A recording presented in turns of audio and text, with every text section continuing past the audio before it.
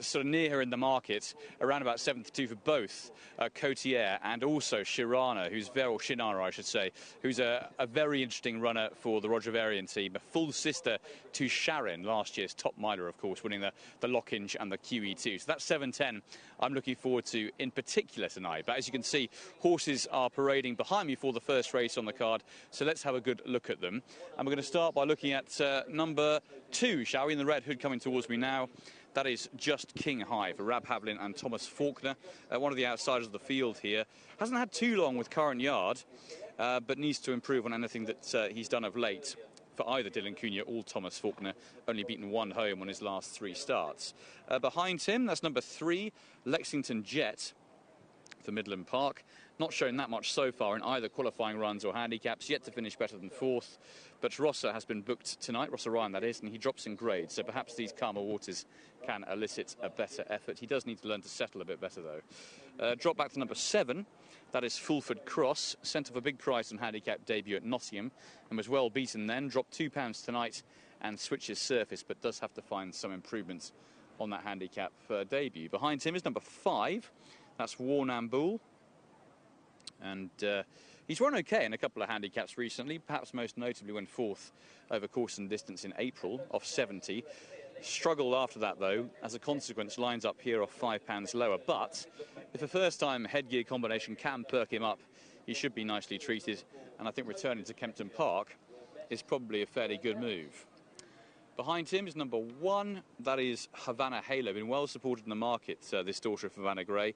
Oisin Murphy running for Dominic French-Davis. The first 2 runs in novices were encouraging when she was beaten not too far in good races, but it was a little bit disappointing. She was beaten into last at Haydock last time out. However, she will find this easier now tackling handicaps, and on the best of her runs, I think a mark of 70 could be a very fair one. Sneaks into this 0-70 grade. Behind her, that's number 4, that is Token Gesture. My idea of the winner here, actually. Very prominent ride over course and distance in September when winning easily. And since then, he's had a break prior to a return here over 6 furlongs last month when he possibly just needed it a little bit.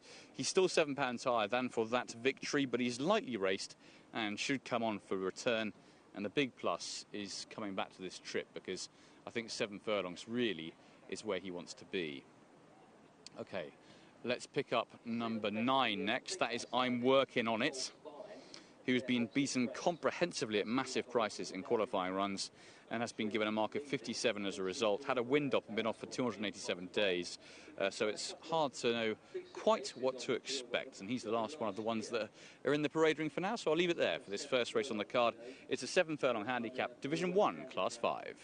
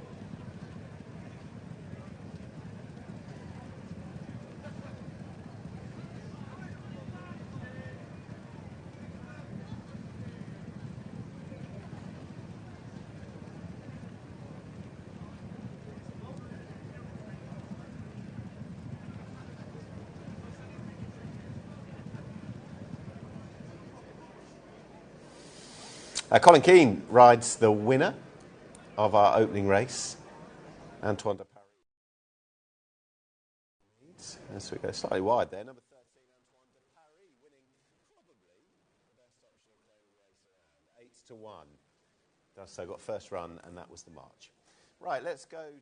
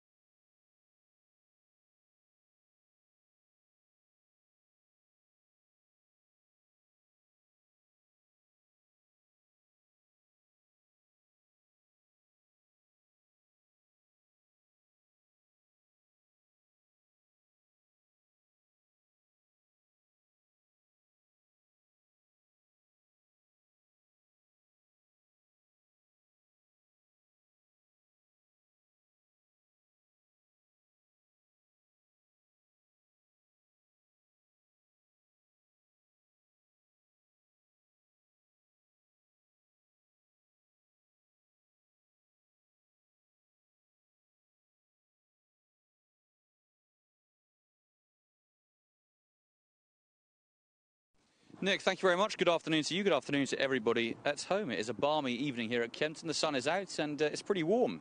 So nice conditions to look forward to. 8 races on the card. The first is about to start, the 4:55.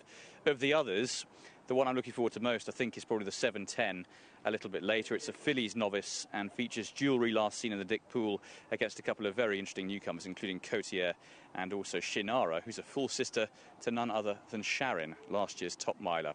But back to more pressing matters, and this race, Havana Halo, is the one who's been well supported throughout the afternoon. This daughter of Vanna Gray, Oisin Murphy and Dominic French-Davis, has had the 3 starts so far.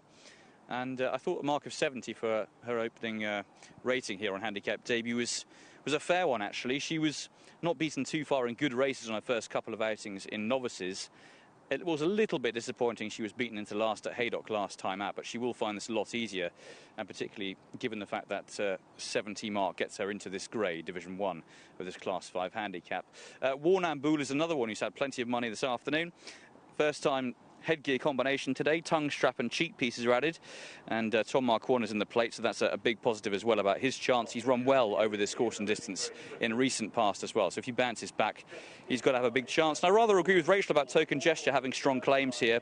Back to this trip should be very helpful. He was quite impressive actually over this distance at this track a couple of starts ago, and possibly just didn't need that run last time out. Still £7 higher than for his victory, but there could be more to come given he's quite lightly raced. Right, they're going in for the first race on the card here at Kempton, so time to say a very good afternoon in the sunshine to Mark Johnson. Thanks very much indeed, Tom. So the new season gets underway here at Kempton. In the gate. And they're off. They race over 7 furlongs. Taken back at the break was Just King High. Towards the outside, it is Havana Halo who shows early speed. Towards the inner and racing keenly is Token Gesture. Between those two is Warnambool. Around the outside, Lexington Jet will now come through to try and push the pace along. Then to the inside rail is Impulse By. The last 3 headed by I'm Working On It, who is racing in advance of Just King High, and at the back of the field is Fulford Cross as they go into the turn. The leader is Havana Halo, and they've got just over a half mile to go. Havana Halo is out in front. Around the outside, Lexington Jet is racing in second. The inside rail, Token Gesture in third, and in fourth is Warnambool. A break of a length and a half to I'm Working On It, racing on the outside of Impulse By, and the last duo are Fulford Cross, who races around the outside of Just King High. They're in line for home. There's 2.5 furlongs to go.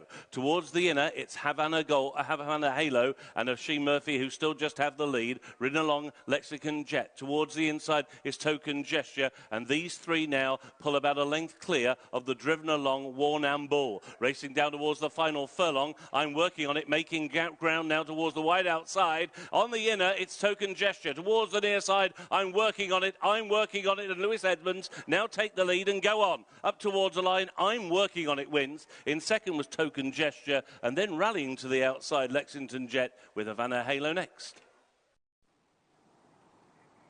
Yeah, a bit of surprise in the opening race on the card as I'm working on it. Comes home in front for Lewis Edmonds and Rod Millman. Handicap debut, and in the end wins pretty emphatically. On the far side, back over this trip, that was better from Token Gesture. And in third spot was Lexington Jet. But a clear-cut winner in the end. I'm working on it. He's been off for 287 days, but has come home a fresh horse and definitely looked as though he wasn't in need of the run in any uncertain terms. A good performance off an opening mark of 59, which has clearly been given to him on a lenient side. He's travelled well into it, followed in one of the well-backed horses into the race in Warrnambool, just to his outside, and as soon as he's given the office by Lewis Edmonds, has taken off down the near side of the track. Havana Halo had every chance there, the favourites under Oisin Murphy, but was swamped fairly easily and has faded quite tamely in the end by, on the far side, Token Gesture, who eventually finishes second, and on the near side by the very easy winner. I'm working on it. We're not talking about a strong level of form here for this 11-1 winner, but in terms of visual impression, he's done this really pretty easily in the end. And although his qualifying runs were pretty devoid of any kind of promise, clearly a break has freshened him up, and the son of Harry Angel has improved for a 287-day break, has come back probably a physically stronger animal, certainly looks a little bit bigger than he used to, and has finished off very powerfully in this contest. That was a good run back in second from Token Gesture. Again, this trip is probably more what he wants than 6 furlongs. He stays it well, and has probably built on what was a very encouraging return last time out over 6 furlongs. And again, that was a little bit better too from Lexington Jet. He's still a bit of a work in progress, very lightly raced, and continues to improve his positioning, not by too much, but that was a career best effort today. So worth keeping an eye on Lexington Jet in the near future. But the winner today was I'm working on it, been led in very kindly, I think, off a mark of 59.